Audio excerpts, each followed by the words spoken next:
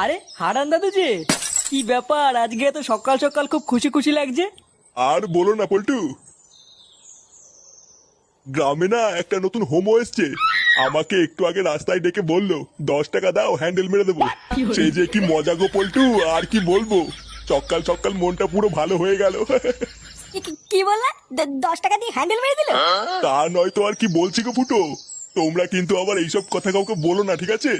এই না না দাদু, আমরা কাউকে বলবো না। লেওরা তুমি কাউকে বলো না। আচ্ছা আচ্ছা, ঠিক আছে ঠিক আছে।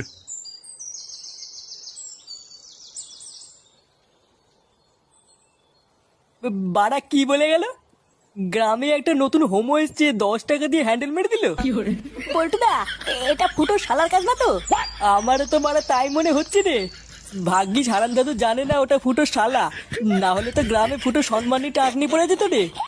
বাড়া, চুদির ভাই তলে তলে এই ব্যবসা করছে। ফুটো, তুই কোনো চিন্তা করিস না।